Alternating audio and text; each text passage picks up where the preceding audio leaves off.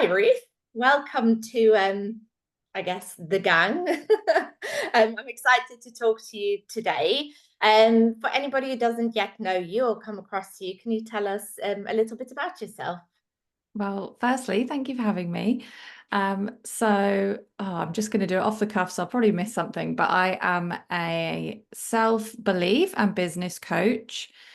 I started my first business as a copywriter and then moved into supporting others to run their business their way in alignment with your energy, your values, and your personality. I have a podcast called The Soulful Sales Show, and I have a book called Quietly Ambitious. And you have a brilliant society of which I'm part. And I've learned so much from you, Ruth, from the time that we've been in each other's world.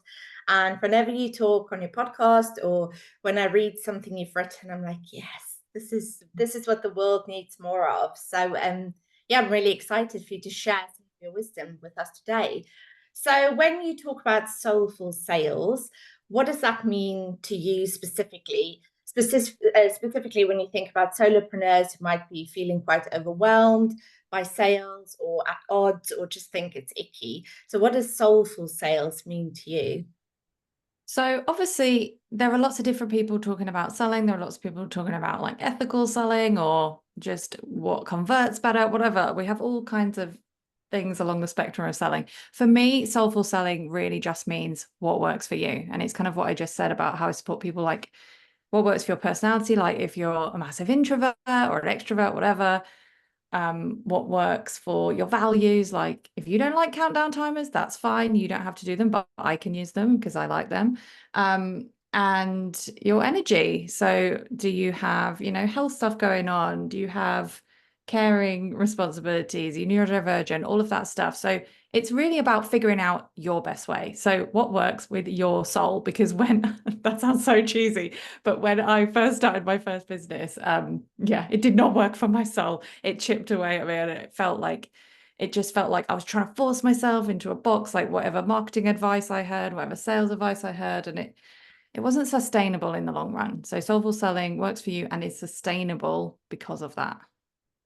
Oh, you speak my language. And I know you talked on your podcast about your first business and the fact that that was successful in the eyes of the world, but it wasn't successful to you. And that really resonated with me because it's what I talk about when it comes to marketing as well, that it's about what you can do in a sustainable way and that feels good to you. And I think having that positive energy behind your marketing and your sales and your content um creates a better outcome for you and for the world and the people who receive it. So we've both mentioned marketing and we've mentioned sales, and I think lots of people use the terms interchangeably or kind of blur the two. Do you think they're distinct? Do you think they're two halves of the same coin? What's your experience? I mean, technically, they can be distinct. In my experience, like wherever I'm showing up, I'm selling. So they're kind of they're kind of one and the same for me, although, there are nuances to that. But what I see often is that people are showing up and they're marketing in their business in a general way, and they're sharing their philosophy and they're sharing their ideas, and they're sharing advice, tips, inspiration, all that kind of thing. But then they're struggling to actually directly ask for the sale. That's what I see a lot of with the people that I work with. And what I always say is that, I mean, obviously marketing isn't just content you share and social media and stuff, but I'm just using this as an example. What I say a lot of the time is like, you can sell any way that you're already showing up in your business, any way that you're marketing.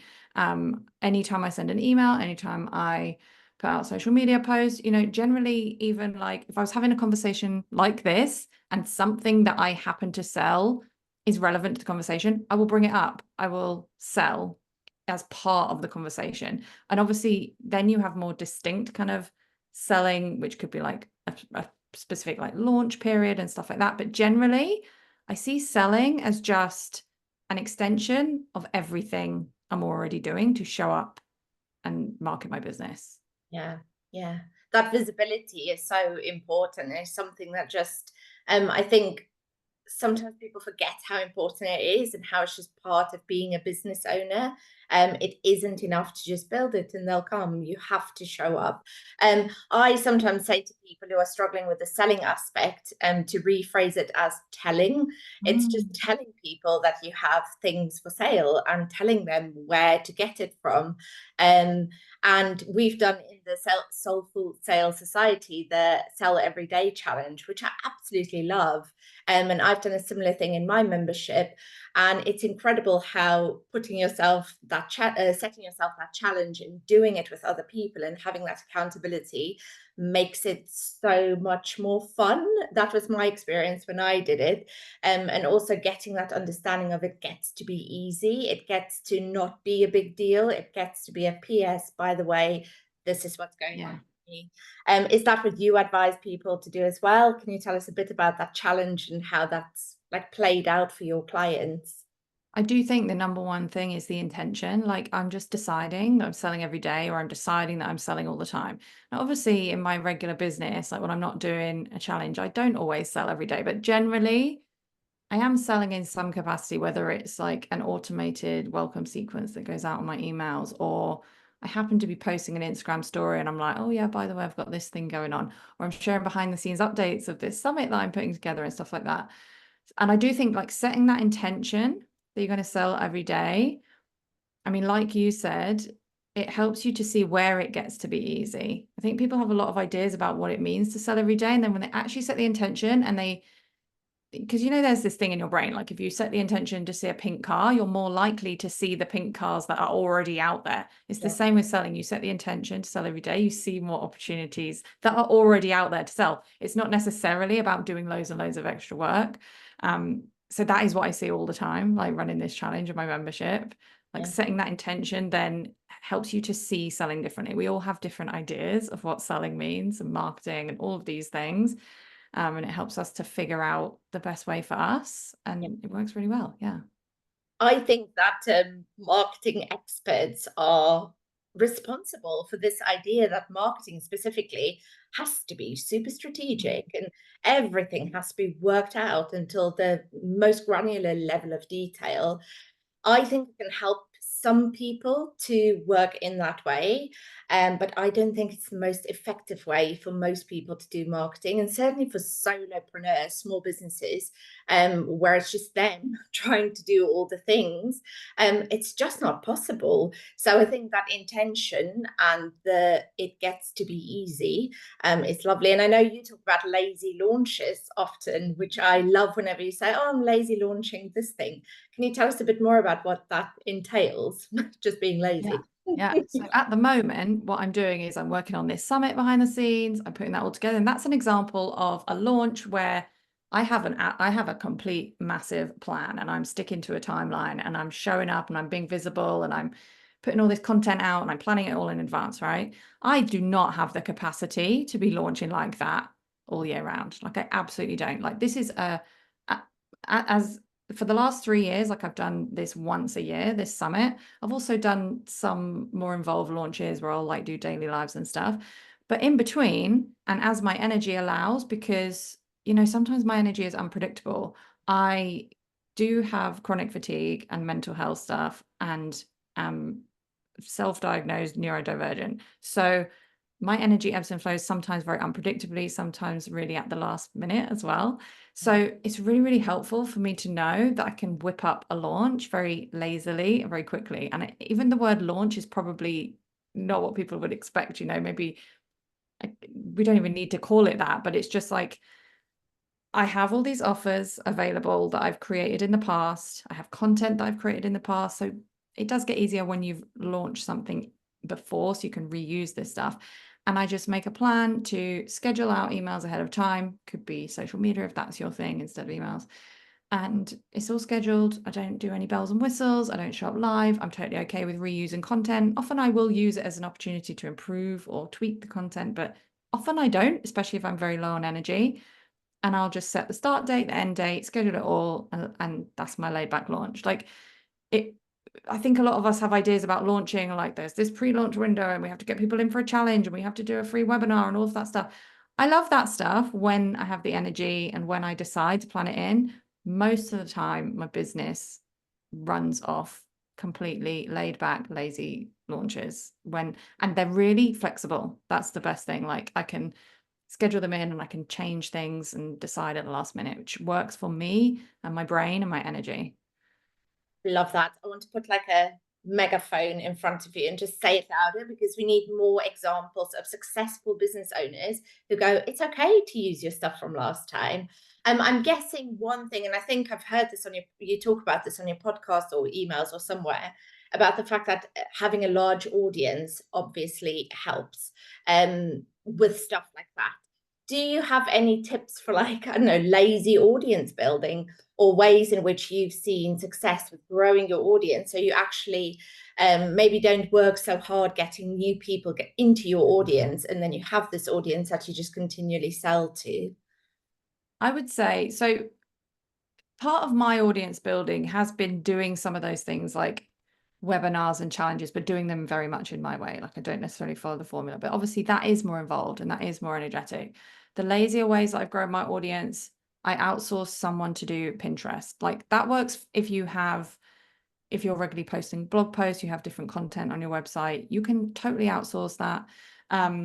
Obviously outsourcing Facebook ads, but then we're getting into spending a lot of money territory. In terms of like free or very low cost, bundles, also getting in front of other people's audiences. So I do that with summits. So I'm hosting my summit, but I also, I apply for other people's summits when I see the opportunities available.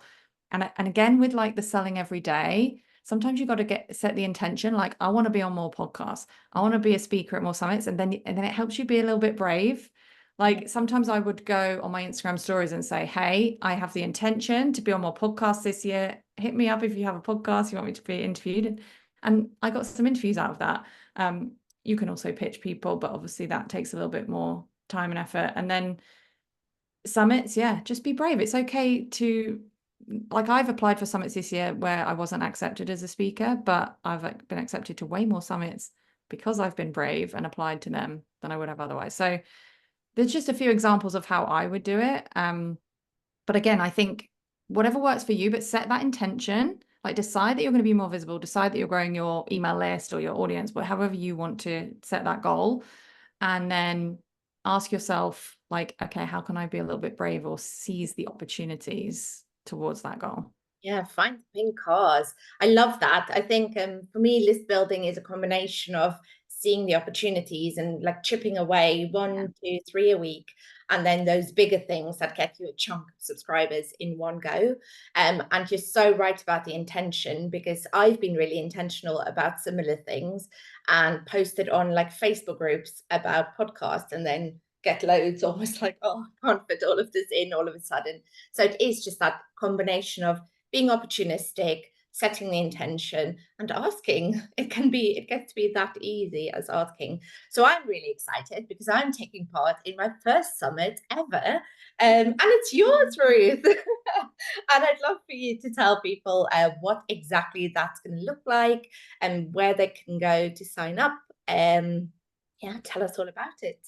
Well, I'm really excited that it's your first summit. That's really exciting. So it's my third summit, and in terms of hosting, it's the third annual Soulful Sales Summit.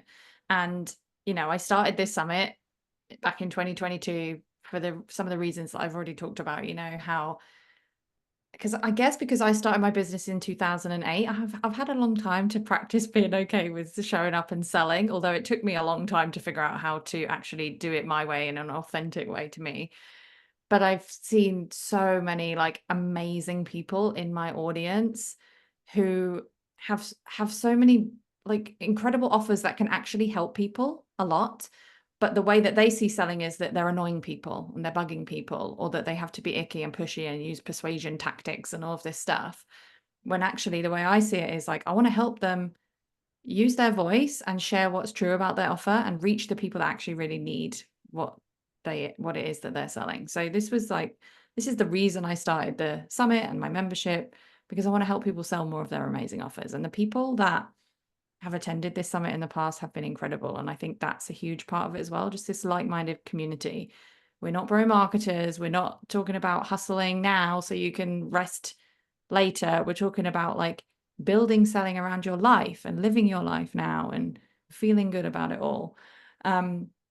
So that's what the presentations are really about. And we're going to have 4 days of presentations around the categories of kind of believing in your offer, feeling really solid in your actual offer, thinking about how you view selling. So maybe undoing some of the conditioning you might have around selling, or how you think you need to sell, or past icky experiences you've had being sold to, and then different tactics for selling, specifically maybe lower energy, things that don't require you to give more than you have available in an unsustainable way. So they're the kind of broad categories. And it's gonna be incredible. I'm just trying to think if there's anything else I need to say, but is there anything I've missed that you can think of? Yes, the dates. It's in The dates, September. yeah. Yeah. So we're starting on the 9th of September, running through till the 12th of September. So 4 days, and it's free. You will get 48 hours access. And if you want to upgrade to get extended access to the presentations, there's also going to be a bundle of goodies from our speakers. And I've got a few extra special things thrown in there as well. We're going to do like a bonus like EFT session to help people clear any like subconscious blocks to selling. I'm going to do a session about goal setting.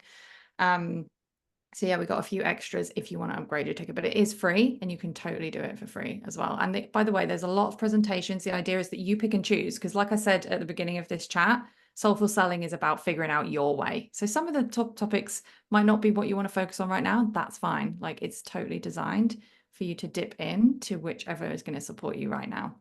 And I think your affiliate link is just going to be soulfulsalessummit.com/Karen. So if you sign up through Karen's affiliate link. Like I said, it's free, but if you upgrade, then Karen will get a commission for that. So obviously well deserved.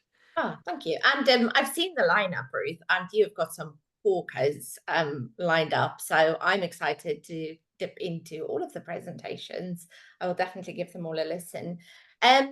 Tell us just before we finish about the Soulful Sales Society as well, because I think that is just a brilliant place that has taught me so much. And I'd love people to know about that as well from you. Oh, thank you. So basically, I guess if the summit is a place for us to all get together as an event, and get inspired and get the ideas, the Soulful Sales Society is where we can continue that community and take action on the principles of the summit. And I will, help you in our Q&As and in the Facebook group. And I've got mindset sessions to help you work through any blocks that are coming up.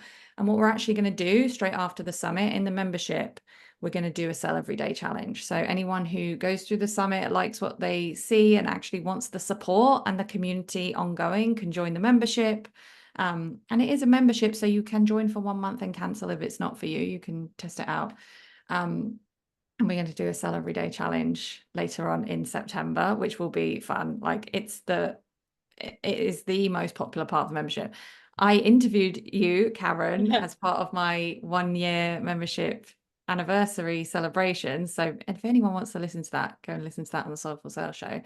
And you and so many of the other people I spoke to as part of that anniversary said, Sell Every Day challenge, we love it. So that's what we're going to do straight after the summit. And I feel like it's a really non-overwhelming way to actually take the action on the ideas that you've got from the summit, because it's just applying what works for you. It's just setting that intention and seeing what opportunities come up, and hopefully you'll be inspired and have loads of ideas from the summit as well.